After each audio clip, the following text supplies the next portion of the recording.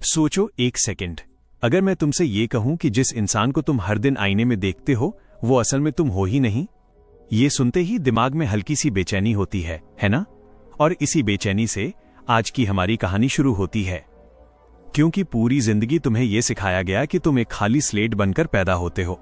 तुम्हारी सोच, तुम्हारी आदतें, तुम्हारी इच्छाएं, तुम्हारी नैतिकता सब समाज लिखता है, लोग लिखते हैं, माहौल लिखता है। और तुमने भी इसे सच मान लिया, क्योंकि ये कहानी आसान है, ज्यादा मेहनत नहीं करनी पड़ती। गलती करो, माहौल को दोष दे दो। नफरत करो, समाज को दोष दे दो। निकल ना पाओ, किस्मत को दोष दे दो। लेकिन असली खेल इससे कहीं ज्यादा कच्चा, जटिल और असहज है। स्टीवन पिंकर कहता है कि इंसान कभी खाली स्लेट था ही नहीं। तुम अपनी चाहते लेकर पैदा होते हो। तुम्हारी जेनेटिक्स, तुम्हारी बायोलॉजी, तुम्हारी इवोल्यूशनरी प्रोग्रामिंग, ये सब पहले से लिखा कोड है जो तुम्हारा हर दिन, हर चॉइस, हर इंस्टिंक्ट चलाता रहता है। यही वो सच है जिससे लोग भागते हैं, क्योंकि जब तुम ये मान लेते हो कि तुम खाली स्लेट नहीं हो तो तुम्हें अपने असली चेहरे से टकराना पड़ता है, और असली चेहरा हमेशा उतना सुंदर नहीं होता। इसीलिए इस वीडियो को मैंने 6 डीप माइंड बेंडिंग चैप्टर्स में बांटा है। हर चैप्टर एक ऐसा सच खोलेगा जिसे सोसाइटी तुम्हें जानने ही नहीं देना चाहती। और मैं बिल्कुल सीधा बोल रहा हूं, अगर तुम सिर्फ एक चैप्टर भी पूरी क्लैरिटी से समझ गए तो तुम उस लेवल पर सोचोगे जहां पहुंचने की कोशिश भी 99% लोग नहीं करते। लेकिन उसके लिए तुम्हें यहां रहना होगा, ध्यान से, बिना डिस्ट्रैक्शन, बिना जल्दीबाजी। अब एक छोटा मगर इंपॉर्टेंट काम, वीडियो शुरू होने से पहले लाइक कर दो। और अगर पहली बार इस चैनल पर आए हो तो सब्सक्राइब जरूर कर लेना, क्योंकि ये वो नॉलेज है जो हर जगह नहीं मिलती और शायद तुम खुद भी नहीं जानते कि तुम्हें इसकी जरूरत कितनी है। नीचे कमेंट में सिर्फ एक वर्ड लिख देना, रेडी। मैं देखना चाहता हूं कि इस सच का सामना करने की हिम्मत किसमें है।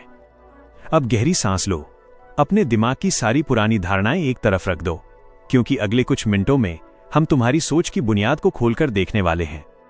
चैप्टर 1 शुरू करते हैं। चैप्टर 1, इंसान खाली नहीं जन्मता, असली सच की पहली दरार। शुरुआत वहीं से करते हैं जहां सबसे बड़ा झूठ पैदा होता है। बचपन में तुम्हें यह सिखाया गया कि तुम एक खाली स्लेट बनकर इस दुनिया में आते हो। लोग कहते हैं कि तुम्हारी सोच समाज से बनती है, तुम्हारा गुस्सा माहौल से आता है, तुम्हारी अच्छाई घर से आती है, तुम्हारी बुराई लोगों के कारण बनती है। सुनने में अच्छा लगता है, क्योंकि इससे जिम्मेदारी कम हो जाती है। अगर कुछ गलत हो रहा हो तो हम बेझिझक कह देते हैं कि हमारा माहौल खराब था, लोग खराब थे, हम मजबूर थे। लेकिन यही वो जगह है जहां असली सच चुपचाप खड़ा होता है और तुम उससे आंखें चुराते रहते हो। दिल पर हाथ रखकर बोलो, क्या तुमने कभी खुद से यह सवाल पूछा कि अगर इंसान सच में खाली स्लेट होता तो एक ही घर में पले बच्चों में इतनी अलग सोच कैसे होती है? एक ही स्कूल में, एक ही क्लास में, एक ही माहौल के बावजूद कुछ बच्चे हर चीज जल्दी समझ जाते हैं और कुछ कितनी ही कोशिश कर लो वहीं अटके रहते हैं। अगर स्लेट सबकी एक जैसी होती तो सोच, क्षमता, क्रेविंग्स, डर, इच्छाएं सब एक जैसी होनी चाहिए थी। लेकिन ऐसा कभी नहीं होता। इसका मतलब साफ है कि इंसान में कुछ पहले से लिखा हुआ होता है, कुछ ऐसा जो माहौल से पहले चलता है। यही असली सच की पहली दरार है। अब थोड़ा गहराई में चलते हैं। स्टीवन पिंकर कहता है कि इंसान बायोलॉजी लेकर पैदा होता है। ये बायोलॉजी सिर्फ तुम्हारे रंग, आंखें और हाइट तय नहीं करती, बल्कि तुम्हारी सोच की दिशा भी सेट करती है। तुम्हें कभी ऐसा महसूस हुआ होगा कि तुम किसी बात पर बहुत जल्दी गुस्सा हो जाते हो, जबकि तुम्हारा कोई दोस्त उसी बात पर बिल्कुल शांत रहता है। या तुम्हें किसी खास चीज से डर लगता है, जबकि दूसरे लोग उस चीज को मजाक समझते हैं। ये सब माहौल से बाद में नहीं आता, ये सब जन्म के दिन से तुम्हारे दिमाग में सेट रहता है।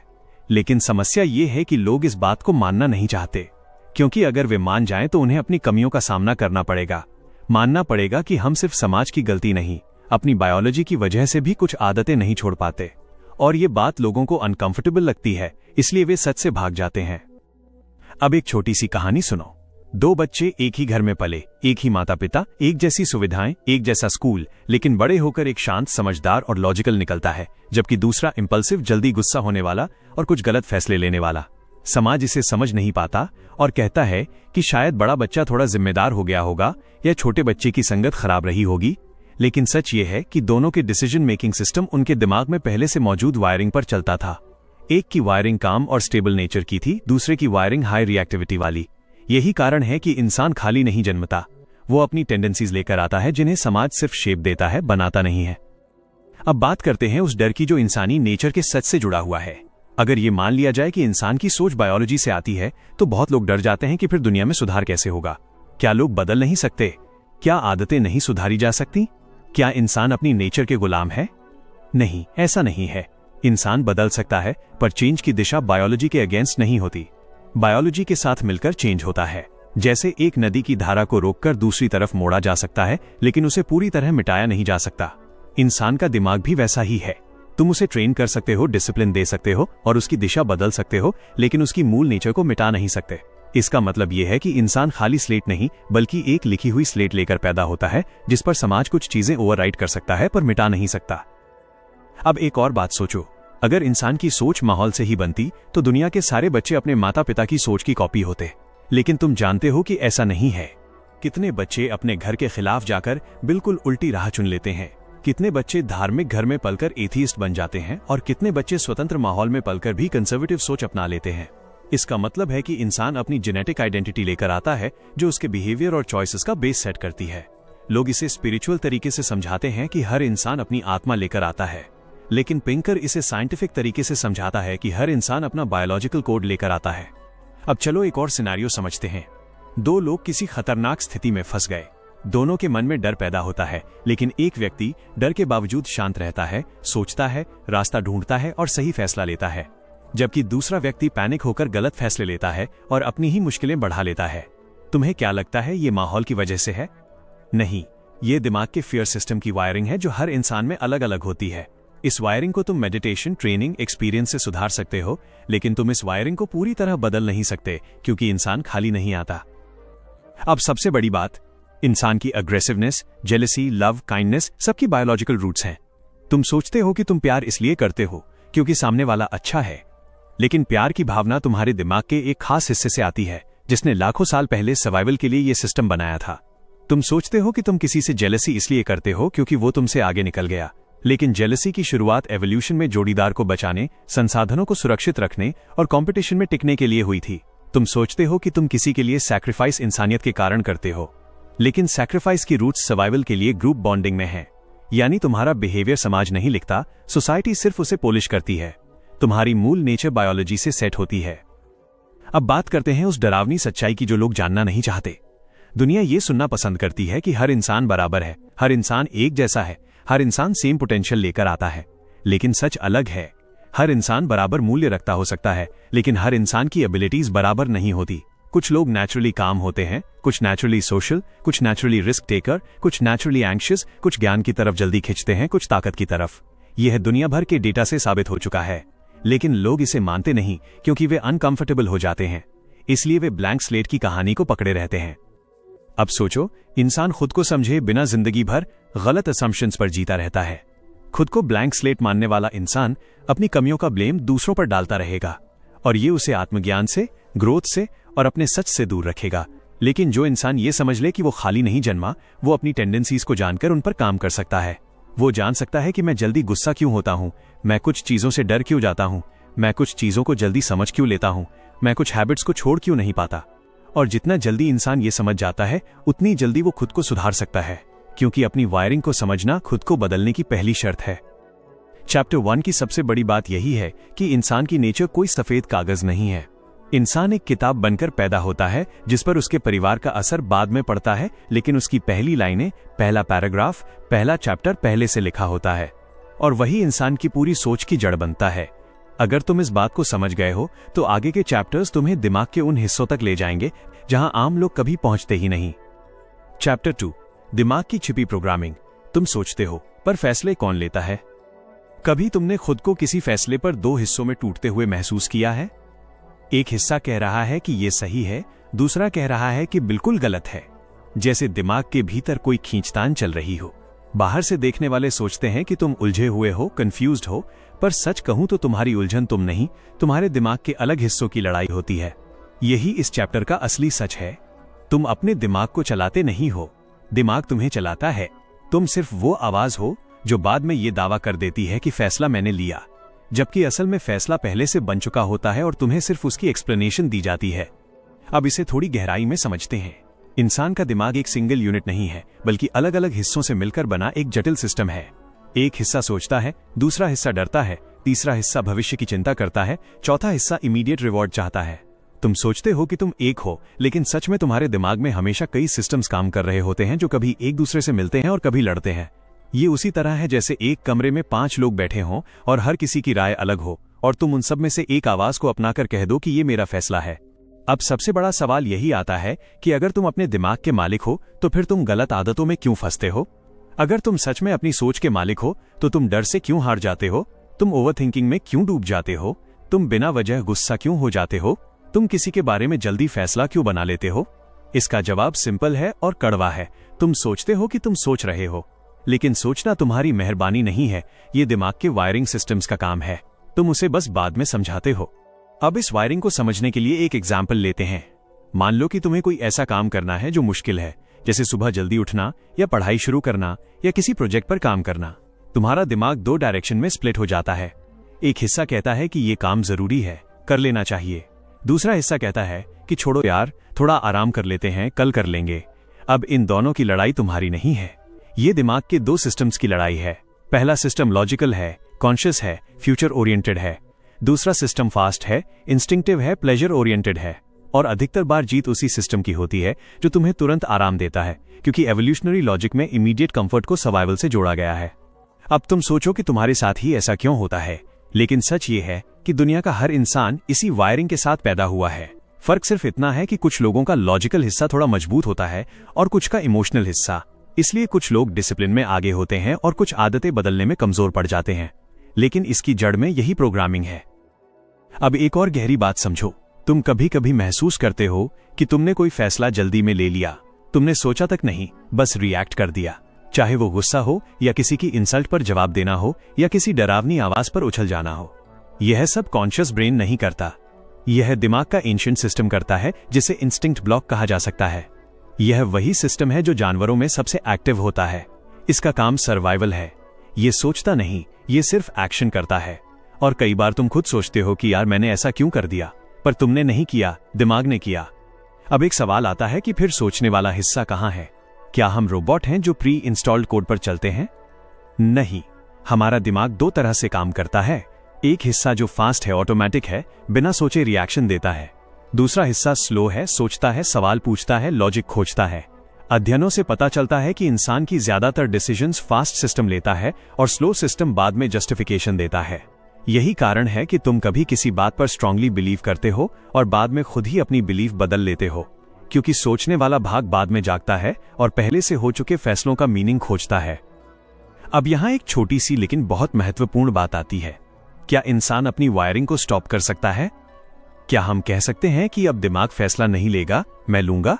सच यही है कि पूरी तरह कंट्रोल में आना संभव नहीं, लेकिन काफी हद तक डायरेक्शन बदलना पॉसिबल है। दिमाग की वायरिंग चेंज नहीं होती, लेकिन उसकी पाथवेज स्ट्रांग और वीक हो सकती हैं। जैसे अगर तुम बार बार किसी नई आदत को रिपीट करो तो दिमाग उस आदत के लिए नई न्यूरल पाथवे बनाता है और पुरानी पाथवेज कमजोर होने लगती हैं। मतलब दिमाग एक तरह से रीराइट नहीं होता, लेकिन उसके इस्तेमाल के रास्ते बदल जाते हैं। इसी को लोग डिसिप्लिन या ग्रोथ कहते हैं, जबकि साइंटिफिकली ये ब्रेन रीवायरिंग ही होती है।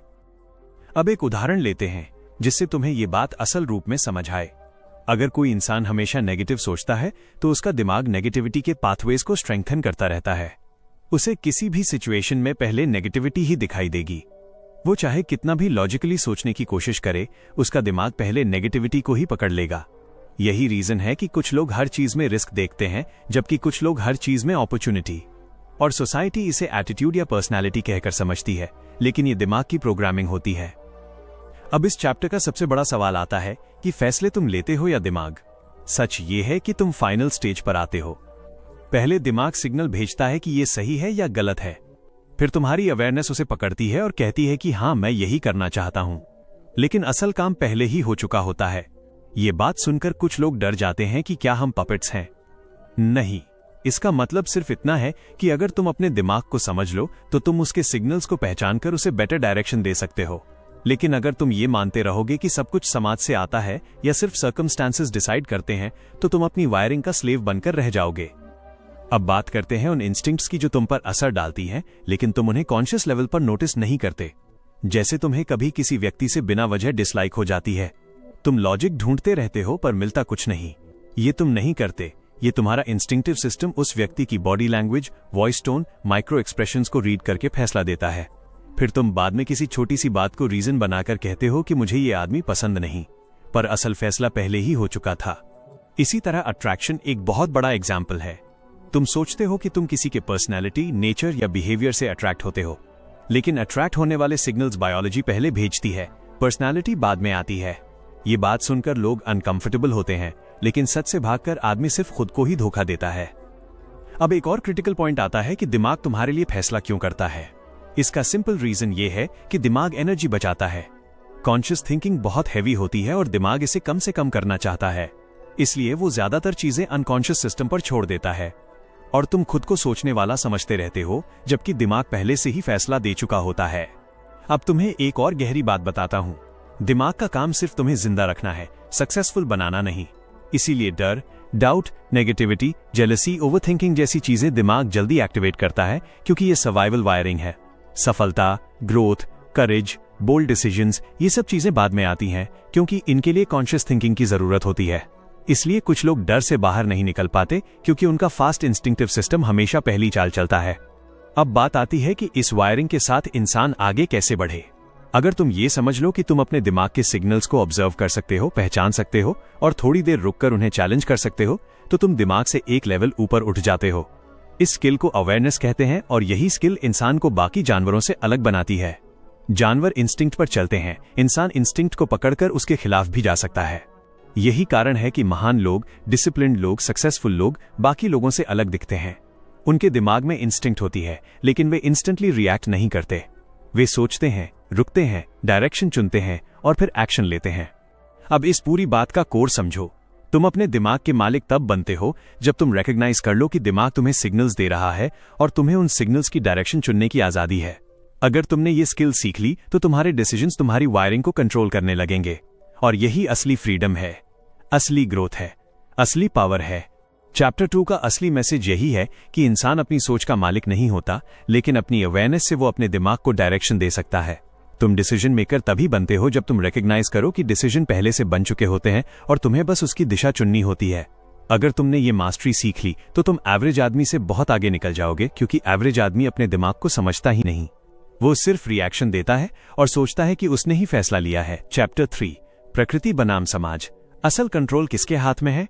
चलो अब एक ऐसी लड़ाई में उतरते हैं जो इंसान की सोच को सबसे ज्यादा कंफ्यूज करती है और जिसकी वजह से दुनिया में सबसे ज्यादा गलतफहमियां पैदा हुई हैं। ये लड़ाई है प्रकृति और समाज की। तुमने हमेशा ये डिबेट सुनी होगी कि इंसान को बनाता कौन है, उसकी नेचर या उसका एनवायरनमेंट। लोग अपना खुद का बिहेवियर समझने की जगह इस डिबेट में उलझ जाते हैं कि गलती प्रकृति की है या गलती समाज की है। लेकिन सच ये है कि इंसान इन दोनों के बीच फंसा हुआ है और अपनी पूरी जिंदगी ये समझ ही नहीं पाता कि असली कंट्रोल कहाँ है। इसलिए इस चैप्टर में हम एक बार हमेशा के लिए साफ कर देंगे कि इंसान को शेप कौन करता है और कौन से हिस्से पर समाज का जीरो कंट्रोल है। अब शुरुआत एक सिंपल ट्रूथ से करते हैं। प्रकृति का मतलब है तुम्हारी बायोलॉजी, तुम्हारे जीन्स, तुम्हारी इंस्टिंक्ट्स, तुम्हारी नेचुरल टेंडेंसीज, वे पैटर्न्स जो तुम जन्म से लेकर आते हो। समाज मतलब है culture, family, school, religion, environment, लोग, नियम, एक्सपेक्टेशंस।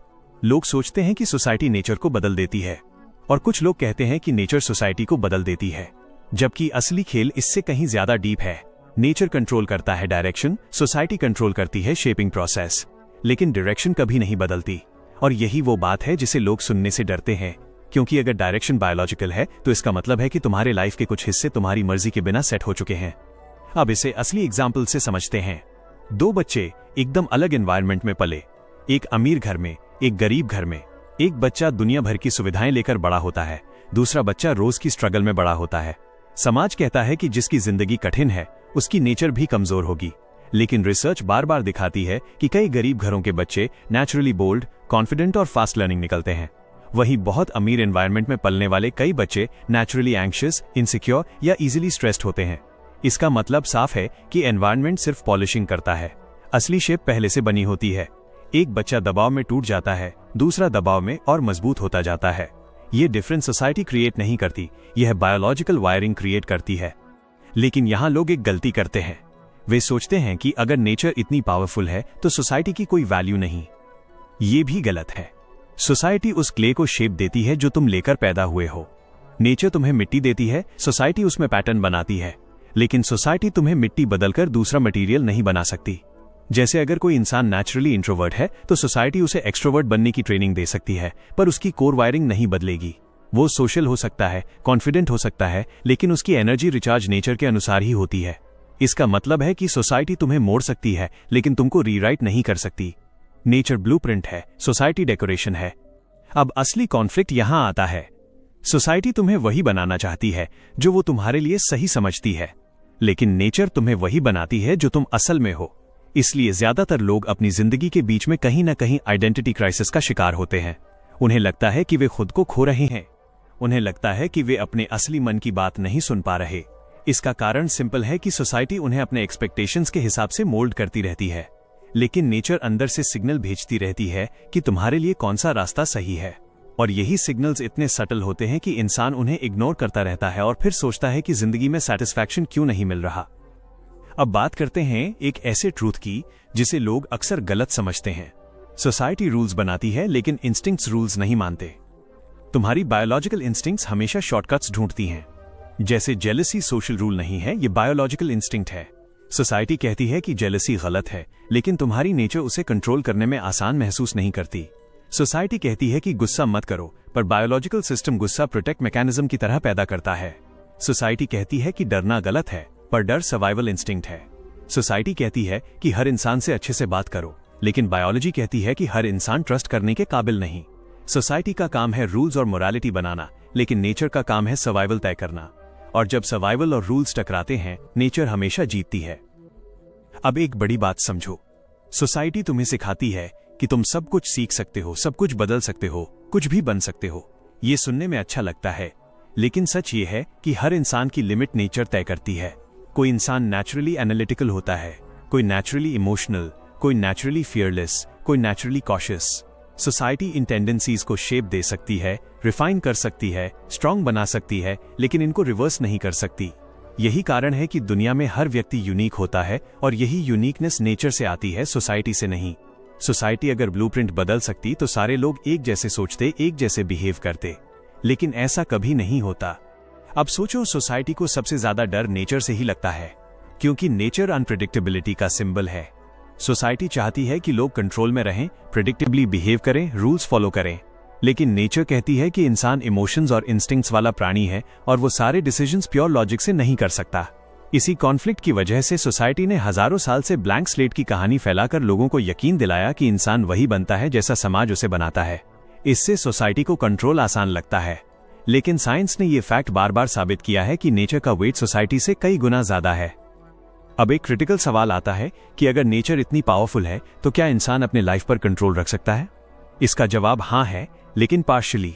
इंसान नेचर को इरेज नहीं कर सकता, पर रीडायरेक्ट कर सकता है। जैसे किसी इंसान की नेचुरल टेंडेंसी अगर ओवरथिंकिंग की है तो वो इसे कंट्रोल करके फोकस थिंकिंग में बदल सकता है, लेकिन कंप्लीटली इरेज नहीं कर सकता। अगर कोई इंसान नेचुरली स्टबर्न है तो वो इसे रेजिलियंस में बदल सकता है, लेकिन स्टबर्ननेस का रूट खत्म नहीं हो सकता। अगर कोई इंसान नेचुरली अग्रेसिव है तो सोसाइटी उसे सिविल बिहेवियर सिखा सकती है, डिसिप्लिन सिखा सकती है, पर अग्रेशन की कोर एनर्जी उसके अंदर चलती रहेगी। असल मास्टरी यही है कि इंसान नेचर की एनर्जी को राइट डायरेक्शन में यूज करे। अब बात करते हैं नेचर और सोसाइटी की सबसे बड़ी लड़ाई पर, जो मानसिक संघर्ष का असली कारण बनती है। सोसाइटी चाहती है कि तुम वैसा सोचो जैसा वो चाहती है। नेचर चाहती है कि तुम वैसा सोचो जैसा तुम पैदा होकर सोचने के लिए बने हो, और इंसान इन दोनों के बीच फंसता रहता है। जैसे एक साइड से सोसाइटी एक्सपेक्टेशन भेजती है कि सक्सेसफुल बनो, पैसे कमाओ, रूल्स फॉलो करो, स्टेबल लाइफ जियो। दूसरी तरफ नेचर तुम्हें सिग्नल देती है कि तुम थ्रिल चाहते हो, एडवेंचर चाहते हो, आइडेंटिटी चाहते हो, फ्रीडम चाहते हो, और यही टग ऑफ वॉर इंसान को कंफ्यूज कर देती है। इसी कारण कई लोग महसूस करते हैं कि वे कुछ और करना चाहते थे, पर जिंदगी किसी और रास्ते पर खींच लाई। ये खींच सोसाइटी की होती है, सिग्नल नेचर का होता है, और इंसान इसमें असली खुद को कहीं खो देता है। अब इस चैप्टर की सबसे बड़ी ट्रूथ यही है कि असली कंट्रोल नेचर के हाथ में होता है, सोसाइटी के नहीं। सोसाइटी सिर्फ ऊपर से रंग चढ़ाती है, अंदर का स्ट्रक्चर नेचर बनाती है। और अगर इंसान नेचर को पहचान ले तो सोसाइटी उसे इजीली मैनिपुलेट नहीं कर पाएगी, क्योंकि इंसान जान जाएगा कि मेरी असली वॉइस कौन सी है और मुझे किस डायरेक्शन में जाना है। लेकिन एवरेज इंसान नेचर को पहचानना चाहते ही नहीं, क्योंकि उन्हें डर लगता है कि सच उनकी कंफर्ट जोन तोड़ देगा। इसलिए वे सोसाइटी के रेडीमेड रूल्स पर चलना पसंद करते हैं। अब बात करते हैं नेचर और सोसाइटी की उस पार्टनरशिप की जिसे इंसान अक्सर गलत समझता है। लोग सोचते हैं कि नेचर और सोसाइटी एक दूसरे के दुश्मन हैं, लेकिन सच ये है कि दोनों एक दूसरे के बिना इनकम्प्लीट हैं। नेचर डायरेक्शन देती है, सोसाइटी बाउंड्रीज देती है। नेचर एनर्जी देती है, सोसाइटी स्ट्रक्चर देती है। नेचर इंस्टिंक्ट देती है, सोसाइटी डिसिप्लिन देती है। इसलिए इंसान इन दोनों को समझकर ही बैलेंस्ड लाइफ जी सकता है। लेकिन अगर कोई इंसान सोसाइटी को नेचर से ऊपर मान लेता है तो वो खुद को खो देता है। अगर कोई इंसान नेचर को समाज से ऊपर मान लेता है तो वो सोशल केओस में गिर जाता है। मास्टरी इसलिए होती है कि इंसान ये समझे कि नेचर और सोसाइटी दोनों की लिमिट्स क्या हैं। अब इस चैप्टर का फाइनल ट्रूथ समझो। सोसाइटी तुम्हें रूल्स सिखाती है, लेकिन ये रूल्स नेचर के बिना बेकार हैं। सोसाइटी कहती है कि अच्छे बनो, शांत रहो, डिसिप्लिन रहो, लेकिन नेचर कहती है कि डर भी जरूरी है, गुस्सा भी जरूरी है, कंपटीशन भी जरूरी है, सर्वाइवल इंस्टिंक्ट भी जरूरी है। वही इंसान लाइफ में आगे बढ़ता है जो सोसाइटी की ट्रेनिंग को नेचर की वायरिंग के साथ बैलेंस करके चलता है। जो सिर्फ सोसाइटी की बात मानता है वो कमजोर हो जाता है। जो सिर्फ नेचर की बात मानता है वो अनकंट्रोल्ड हो जाता है। जो दोनों को समझता है वही लीडर बनता है, विनर बनता है और अपने दिमाग का असली मालिक बन जाता है। चैप्टर 4, सामाजिक भ्रम का खेल। क्यों दुनिया तुम्हें गलत कहानी सुनाती है। अब हम उस हिस्से में प्रवेश कर रहे हैं जहां दुनिया का सबसे बड़ा धोखा छिपा है। ये धोखा वो नहीं जो तुमने दूसरों से सुना है, बल्कि वो है जो तुमने बचपन से अपनी आंखों से देखा, अपने कानों से सुना और अपने दिमाग में सच मान लिया। और यही धोखा इंसान के सबसे बड़े भ्रम की जड़ है। समाज तुम्हें बताता है कि तुम क्या बन सकते हो, क्या सोच सकते हो, किसे मान सकते हो, क्या सही है, क्या गलत है। लेकिन वो कभी नहीं बताता कि वो ऐसा क्यों करता है, उसकी मंशा क्या है और वो किन चीजों को तुमसे छिपाता है। और सच कहूं तो समाज तुम्हें सच इसलिए नहीं बताता क्योंकि सच तुम्हें आजाद कर देगा, और एक आजाद इंसान किसी भी समाज के लिए सबसे बड़ा खतरा होता है। इसी वजह से ये चैप्टर इतना जरूरी है, क्योंकि ये समाज की उस परत को उधेड़ देगा जिसे देखकर शायद तुम्हें खुद पर गुस्सा आएगा कि तुम इतने सालों तक इस खेल में फंसे रहे। सबसे पहले समझो कि समाज का असली मकसद तुम्हें डेवलप करना नहीं बल्कि कंट्रोल करना है। ये बात सुनकर कई लोग नाराज हो जाते हैं, लेकिन अगर तुम ईमानदारी से सोचो तो ये बात बिल्कुल साफ है। जब से तुम पैदा हुए हो, समाज तुम्हें डर सिखाता रहा, शर्म सिखाता रहा, नियम सिखाता रहा, कंपैरिजन सिखाता रहा। वो कहता है कि ऐसे कपड़े पहनो, ऐसे बात करो, ऐसे चलो, ऐसे सोचो, ऐसे बोलो, ऐसे जियो। वो हर कदम पर तुम्हारी नेचुरल इंस्टिंक्ट्स को दबाता है ताकि तुम प्रेडिक्टेबल बन जाओ, क्योंकि प्रेडिक्टेबल इंसान को कंट्रोल करना आसान होता है। अनप्रेडिक्टेबल इंसान समाज के लिए खतरा बन जाता है। इसलिए समाज शुरू से ही तुम्हें एक ऐसा नैरेटिव देता है जिसमें तुम खुद को सीमित समझो, एवरेज समझो, डिपेंडेंट समझो, और सबसे खतरनाक बात यह कि तुम खुद पर शक करो। अब सवाल आता है कि समाज ऐसा नैरेटिव क्यों बनाता है। इसका कारण सिंपल है।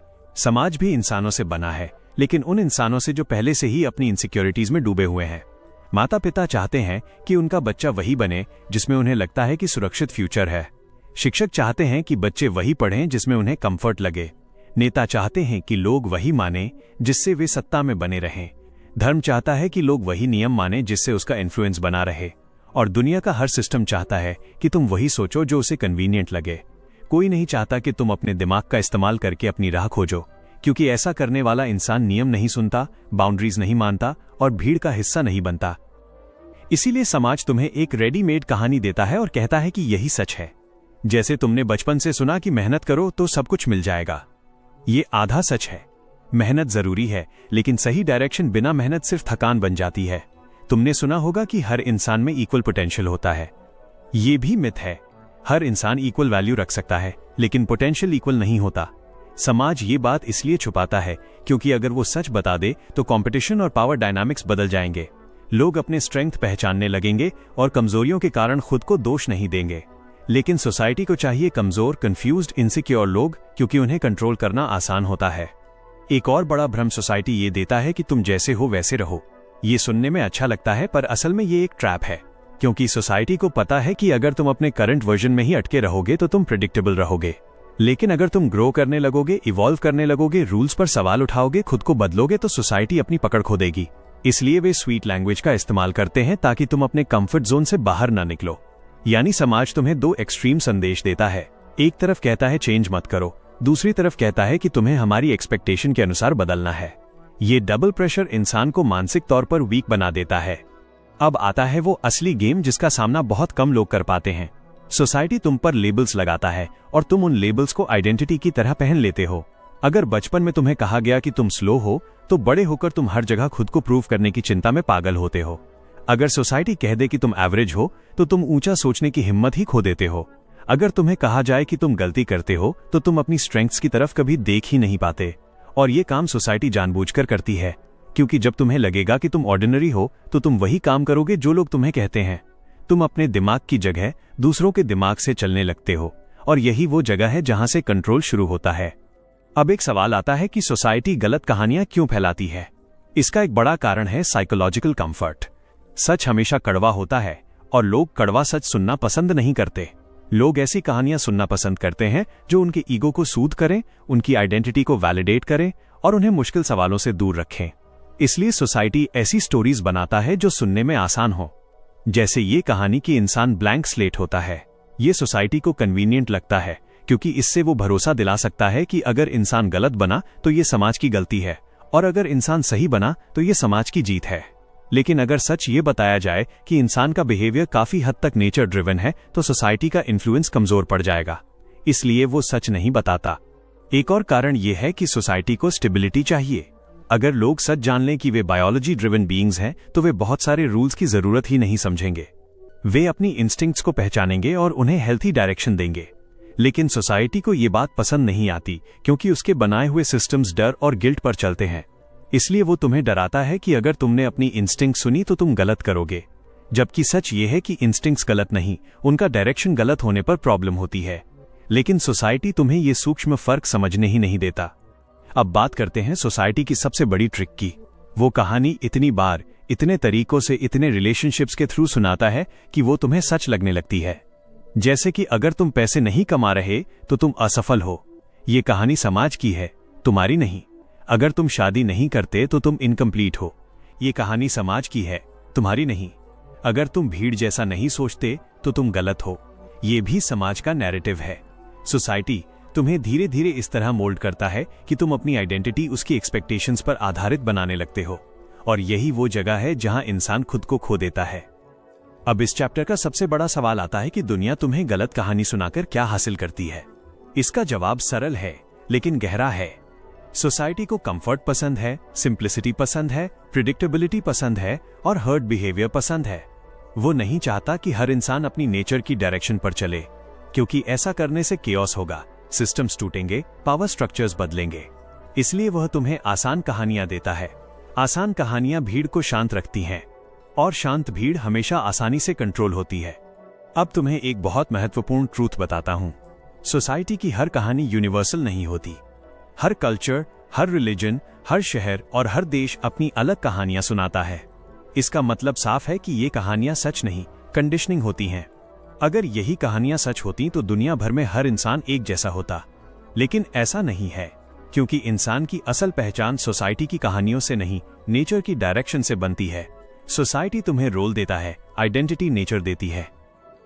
अब एक और गहरी बात, सोसाइटी तुम्हें यह सिखाती है कि आलोचना से डरना चाहिए। ये भी एक मानसिक ट्रैप है।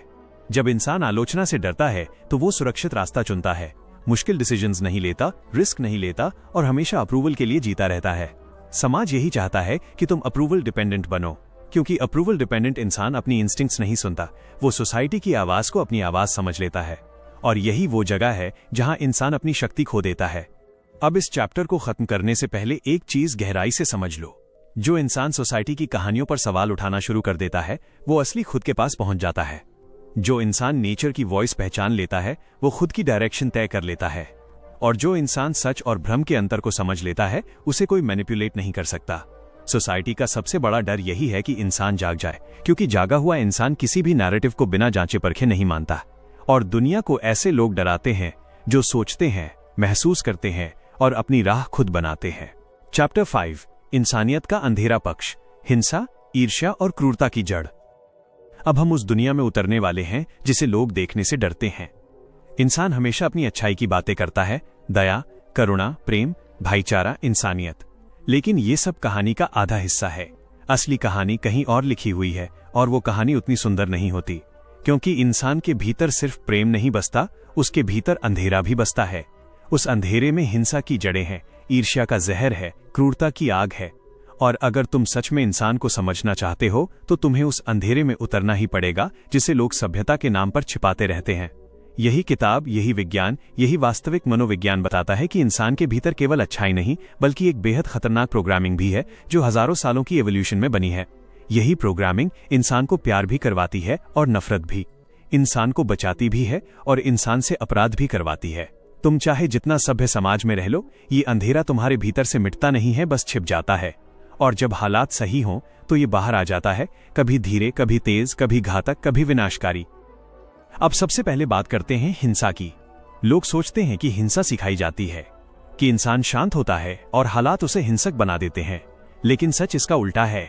इंसान के भीतर हिंसा पहले से मौजूद होती है।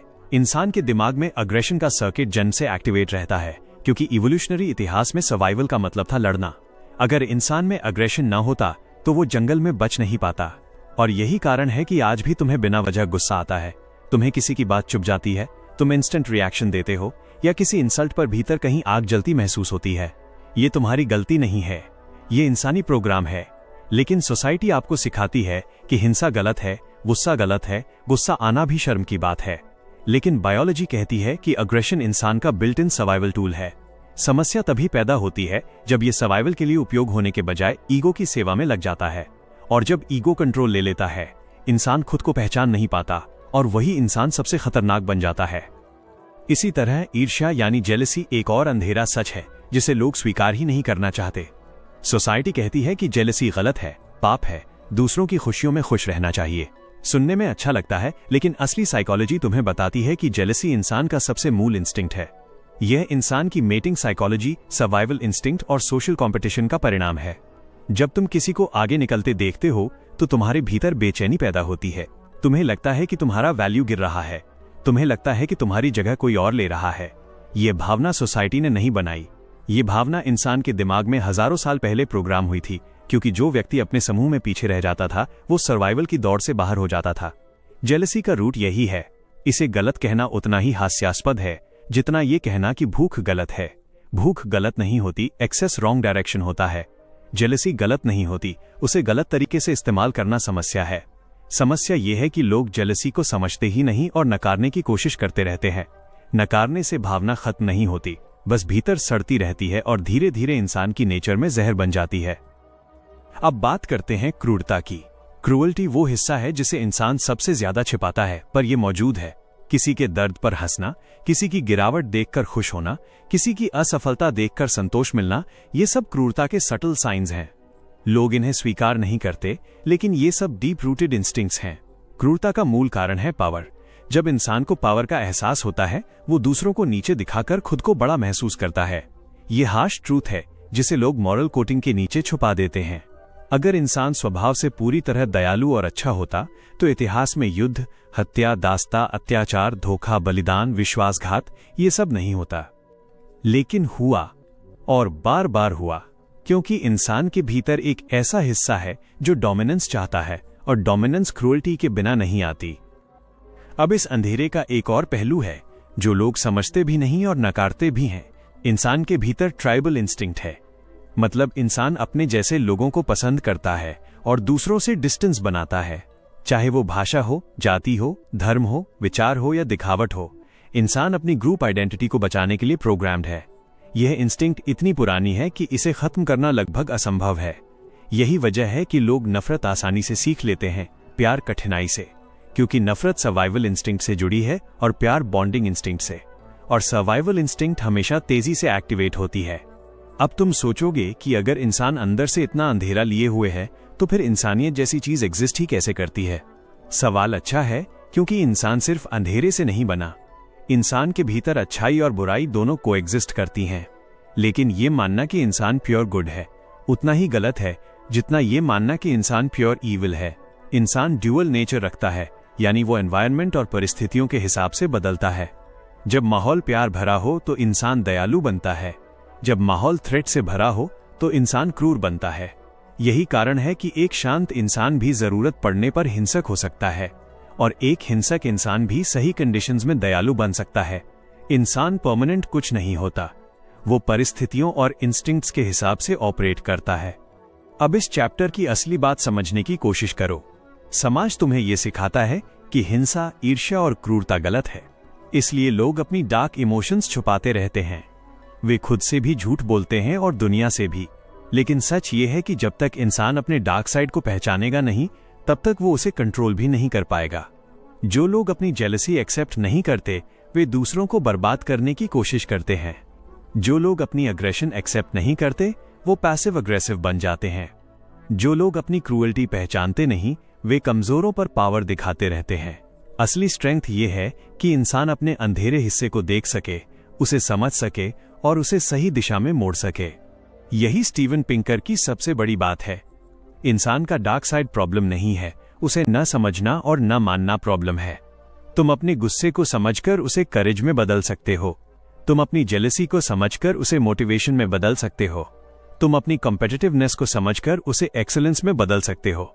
लेकिन अगर तुम ये मानते रहोगे कि तुम प्योर अच्छे हो, प्योर ब्राइट हो, तो तुम अपने डार्क इंस्टिंक्ट से ब्लाइंड रहोगे और यही डार्क इंस्टिंक्ट्स तुम्हारे लाइफ डिसीजंस को सीक्रेटली कंट्रोल करते रहेंगे। अब इस बात को एक गहरी एग्जाम्पल से समझो।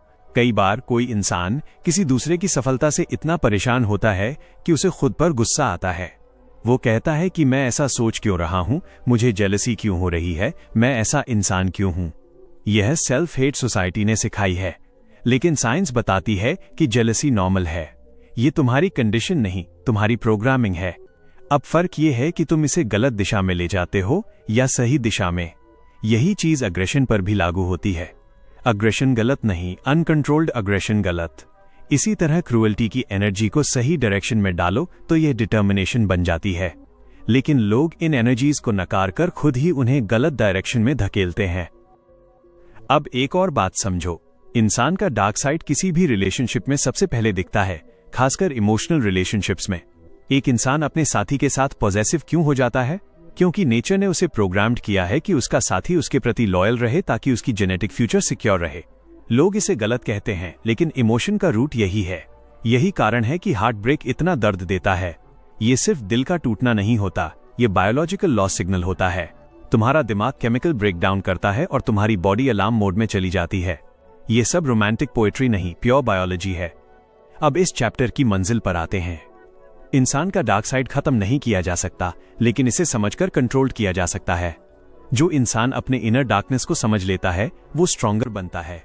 उसे दूसरों की नेगेटिविटी पिघलाती नहीं, उसे दूसरों की सक्सेस चुभती नहीं, उसे कंपेटिटर्स से डर नहीं लगता, उसे रिजेक्शन किल नहीं करता, क्योंकि वो समझता है कि फीलिंग्स दुश्मन नहीं, सिग्नल्स हैं।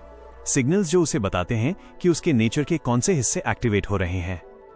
इस दुनिया में वही इंसान ऊपर उठता है जो अपने अंधेरे को पहचानता है और उसे अपनी ताकत में बदल देता है। जो इंसान अपने इंस्टिंक्ट्स को दबाता है, वो भीतर से हॉलो बन जाता है।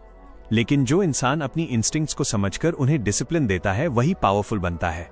सच यही है कि रोशनी वही पकड़ सकता है जिसने अंधेरा देखा हो, और इंसानियत वही समझ सकता है जिसने इंसानियत का अंधेरा हिस्सा भी समझा हो। चैप्टर 6, जब सच स्वीकार करते हो, मजबूत बनने का असली रास्ता। अगर तुमने अब तक जो सुना है उसे सच में महसूस किया है, तो तुम्हारे भीतर एक हलचल जरूर उठी होगी, क्योंकि ये 5 अध्याय सिर्फ किताब की बातें नहीं थे, ये इंसान की खुद से मुलाकात थी। और खुद से मिलने का अनुभव हमेशा आसान नहीं होता। कभी दर्द देता है, कभी डर, कभी शर्म, कभी साफ साफ मिरर जैसा एहसास कि तुम वो नहीं थे जो तुम अपने बारे में सोचते थे। लेकिन जिस दिन इंसान ये मिरर देखने की हिम्मत कर लेता है, उसी दिन से उसकी ग्रोथ शुरू होती है। यही इस अंतिम अध्याय का असली मकसद है, तुम्हें ये समझाना कि सच को स्वीकार करना कमजोरी नहीं, ताकत है। और जब इंसान सच को गले लगाता है, वो अंदर से उस व्यक्ति में बदलता है जिसे कोई हिला नहीं सकता। अब सच स्वीकार करने का मतलब क्या है, इसे सीधी भाषा में समझते हैं। सच स्वीकार करना मतलब अपनी नेचर को समझना, अपने दिमाग की प्रोग्रामिंग को जानना, सोसाइटी की कहानियों से बाहर निकलकर अपनी असली आवाज को पहचानना और अपने अंदर बसे अंधेरे को देखकर ये मानना कि वो तुम्हारी आइडेंटिटी नहीं, तुम्हारी रॉ एनर्जी है। यही एक्सेप्टेंस तुम्हें मजबूत बनाता है, क्योंकि जब तुम अपने डर से भागते नहीं, तब डर कमजोर पड़ता है। जब तुम अपनी ईर्ष्या से भागते नहीं, तब वो मोटिवेशन में बदल जाती है। जब तुम अग्रेशन को स्वीकार कर लेते हो, तब वो करेज बन जाती है। और जब तुम अपनी वायरिंग को समझ लेते हो, तब तुम अपने डिसीजंस के मालिक बन जाते हो। अब सवाल उठता है कि सच स्वीकार करना इतना कठिन क्यों है? इसका कारण यह है कि इंसान खुद को हीरो की तरह देखना चाहता है। हर इंसान चाहता है कि उसकी नेचर परफेक्ट हो, उसकी सोच प्योर हो, उसके इमोशंस नोबल हों। लेकिन जिंदगी ऐसी नहीं होती। इंसान फ्लॉड है, जटिल है, अनप्रिडिक्टेबल है। उसके भीतर अच्छाई भी है और अंधेरा भी। लोग अच्छाई दिखाना पसंद करते हैं, लेकिन अंधेरा छिपाना उससे भी ज्यादा पसंद करते हैं, क्योंकि अंधेरा देखने का मतलब है कि तुम्हें अपनी कमियों को स्वीकार करना पड़ेगा, और एक्सेप्टेंस में ईगो टूटता है। इसलिए इंसान सबसे ज्यादा भागता है खुद से, लेकिन जो व्यक्ति खुद से नहीं भागता वो दुनिया में किसी से भी नहीं डरता। अब सोचो, पिछले 5 अध्यायों में क्या आया। पहला अध्याय कहता है कि इंसान खाली नहीं आता। दूसरा बताता है कि फैसले तुम नहीं, दिमाग लेता है। तीसरा बताता है कि नेचर डायरेक्शन देता है, सोसाइटी सिर्फ शेप देती है। चौथा बताता है कि समाज तुम्हें गलत कहानी सुनाता है। पांचवा तुम्हें यह दिखाता है कि इंसान के भीतर अंधेरा भी है, और वो अंधेरा गलत नहीं, नेचुरल है। इन सब बातों को अगर तुम ध्यान से जोड़ो तो एक ही बात सामने आती है, इंसान को बदलने की शुरुआत एक्सेप्ट करने से होती है। क्योंकि जब तक इंसान अपनी रियलिटी को समझता नहीं, तब तक वो अपने दिमाग और इमोशंस के हाथ की कठपुतली बना रहता है। अब इस एक्सेप्टेंस का सबसे बड़ा फायदा क्या है? सबसे बड़ा फायदा यह है कि तुम खुद को ब्लेम करना छोड़ देते हो और खुद को समझना शुरू कर देते हो। तुम ये नहीं कहते कि मैं ऐसा क्यों हूं, तुम ये समझते हो कि मैं ऐसा इसलिए हूं। तुम अपनी रिएक्शंस को जज नहीं करते, उन्हें डिकोड करते हो। तुम अपनी कमियों को वीकनेस नहीं मानते, उन्हें सिग्नल्स की तरह देखते हो। और ये एक ऐसा माइंडसेट शिफ्ट है जिसकी वजह से इंसान इमोशनली ग्रो होता है। उसके अंदर क्लैरिटी आती है कि क्या बदल सकता है और क्या उसका मूल स्वभाव है। और क्लैरिटी इंसान को मजबूत बनाती है, क्योंकि अनक्लियर इंसान हमेशा कंफ्यूज डिसीजंस लेता है। अब बात करते हैं कि एक्सेप्टेंस एक्शन में कैसे बदलता है। मान लो कि तुम नेचुरली ओवरथिंकिंग करते हो। एक्सेप्टेंस का मतलब है कि तुम इसे वीकनेस नहीं, नेचर का एक हिस्सा मानो। और जब तुम इसे एक्सेप्ट कर लोगे तब तुम इसके उलट काम कर पाओगे। जैसे ओवरथिंकिंग को ऑब्जर्वेशन में बदलना। तुम अपने थॉट्स को पकड़ने लगोगे, और जब तुम ऑब्जर्विंग मोड में आओगे तभी तुम अपनी सोच को दिशा दे पाओगे। यही प्रिंसिपल हर इमोशन पर लागू होता है। जेलसी को एक्सेप्ट करोगे तो उसे परफॉर्मेंस एनर्जी में बदल सकते हो। फियर को एक्सेप्ट करोगे तो उसे प्रिपरेशन में बदल सकते हो। एंगर को एक्सेप्ट करोगे तो उसे डिसिप्लिन में बदल सकते हो। लेकिन अगर तुम इमोशंस को दबाओगे, डिनाई करोगे, इग्नोर करोगे, तो वे और शक्तिशाली होकर तुम्हें कंट्रोल करेंगे। अब सोचो, ये पूरी किताब किस चीज को हाईलाइट कर रही है? किताब कहती है कि इंसान का दिमाग एक मिक्स है, बायोलॉजी, इंस्टिंक्ट, एनवायरनमेंट और सोशल कंडीशनिंग का। और इन सब की लड़ाई इंसान की जिंदगी बनाती है। लेकिन इस लड़ाई को जीतने का तरीका ये नहीं है कि तुम किसी एक हिस्से को पूरी तरह मिटा दो। तरीका ये है कि तुम हर हिस्से को पहचानो, उसका काम समझो और उसे बैलेंस में लाओ। वही इंसान सबसे सफल और स्टेबल होता है, जो अपनी ताकत और कमियों दोनों को जानता है। जो सिर्फ अच्छाई दिखाता है और बुराई छिपाता है, वो कमजोर होता है, क्योंकि उसका अंदर और बाहर कभी एक नहीं होता। लेकिन जो इंसान अपनी अच्छाई और बुराई दोनों को देख सकता है, वही असली लीडर, असली विनर और असली मैच्योर इंसान होता है। अब अंतिम बात समझो, सच को स्वीकार करना सिर्फ खुद को समझना नहीं है। यह उन कहानियों को भी क्वेश्चन करना है जो समाज तुम्हें देता है। उन बिलीफ्स को भी चुनौती देना है जो तुमने बिना सोचे समझे मान लिए। उन नियमों को भी जांचना है जो तुम्हारे बिहेवियर को शेप करते हैं लेकिन तुम्हारी नेचर के खिलाफ जाते हैं। और उन इल्यूजन्स को तोड़ना है जो तुम्हें एवरेज, लिमिटेड या पावरलेस महसूस कराते हैं। क्योंकि सोसाइटी को स्ट्रॉन्गेस्ट लोगों से नहीं, जाग चुके लोगों से डर लगता है। जाग चुका इंसान भीड़ का हिस्सा नहीं बनता। वो खुद की राह बनाता है, खुद की सोच पर चलता है और खुद के डिसीजंस लेता है। और ऐसा इंसान सोसाइटी की कहानी नहीं, अपनी कहानी लिखता है। अब इस चैप्टर का अंतिम ट्रूथ यही है कि इंसान मजबूत तब बनता है जब वो खुद की रियलिटी से भागता नहीं। वो जानता है कि वो परफेक्ट नहीं पर केपेबल है। वो फ्लॉड है पर इवॉल्विंग है। वो इमोशनल है पर अवेयर है। और अवेयरनेस ही वो कुंजी है जो इंसान को एवरेज से एक्स्ट्रॉर्डिनरी बनाती है। क्योंकि अवेयर इंसान इंस्टिंक्ट्स को कंट्रोल करता है, अनअवेयर इंसान इंस्टिंक्ट्स का स्लेव बना रहता है। अवेयर इंसान डिसीजंस कॉन्शियसली लेता है, अनअवेयर डिसीजंस लेने के बाद जस्टिफिकेशन ढूंढता है। और अवेयर इंसान अपनी जिंदगी का एक्चुअल क्रिएटर बन जाता है, जबकि अनअवेयर इंसान खुद की जिंदगी को दूसरों के हाथों में छोड़ देता है। अंत में बस इतना समझ लो कि सच से भागकर कोई भी मजबूत नहीं बना। सच को देखकर, उसे स्वीकार करके और उसे अपनी ग्रोथ की फ्यूल बनाकर ही इंसान उस वर्जन में बदलता है जिसे वो अंदर से हमेशा बनना चाहता था। इस पूरी किताब का सार यही है कि इंसान को समझने की शुरुआत खुद को स्वीकार करने से होती है। और जो खुद को स्वीकार करता है वो दुनिया में किसी से नहीं डरता। और अगर तुम यहां तक पहुंचे हो तो इसका मतलब है कि तुम एवरेज नहीं हो।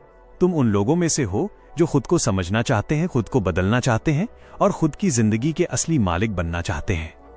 अब बस एक आखिरी बात, अगर इस पूरी वीडियो ने तुम्हारी सोच खोल दी हो, तुम्हें कुछ नया सिखाया हो या तुम्हें खुद के बारे में एक नई क्लैरिटी दी हो, तो वीडियो को लाइक जरूर करना, इसे शेयर कर देना ताकि और लोग भी अपनी सोच का सच जान सकें। और अगर पहली बार इस चैनल पर आए हो तो सब्सक्राइब करके जुड़ जाना, क्योंकि यहाँ हर वीडियो तुम्हारी सोच, तुम्हारे माइंडसेट और तुम्हारी जिंदगी को एक नए लेवल पर ले जाने के लिए बनाई जाती है।